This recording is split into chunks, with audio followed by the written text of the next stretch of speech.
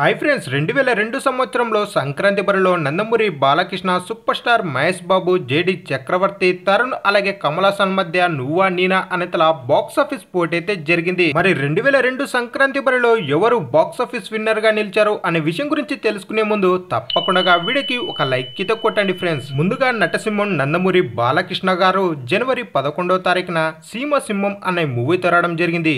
ఈ మూవీ భారీ అంచనాలతో వచ్చి బాక్స్ ఆఫీస్ దగ్గర జస్ట్ యావరేజ్ చిత్రంగా అయితే నిలిచింది మన నందమూరి బాలకృష్ణ గారికి.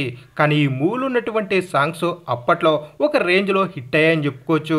ఈ మూవీకి ఒక్క రోజు గ్యాప్ తో మన సూపర్ స్టార్ మహేష్ బాబు గారు టక్కరి దొంగ అనే మూవీ తరడం జరిగింది జనవరి 12వ తారీఖున.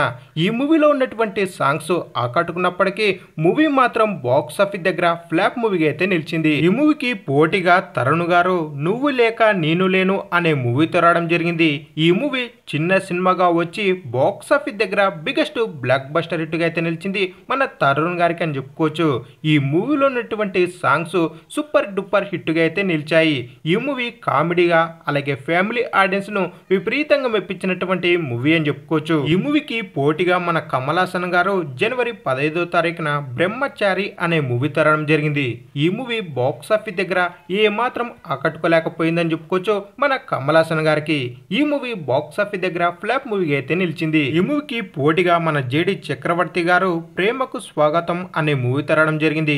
ఈ మూవీ బాక్స్ ఆఫీస్ దగ్గర యావరేజ్ చిత్రంగా అయితే నిలిచింది మన జేడి చక్రవర్తి గారికి అని చెప్పుకోవచ్చు. ఇక ఫైనల్ గా 2002 సంవత్సరంలో సంక్రాంతి బరిలో బాక్స్ ఆఫీస్ విన్నర్ ఎవరా అన్నట్లయితే మొదటి స్థానంలో తరుణ్ గారు నిలిచగా రెండో స్థానంలో మనకు నందమూరి బాలకృష్ణ గారు అలాగే జేడి చక్రవర్తి గారు అయితే ఉన్నారని చెప్పుకోవచ్చు.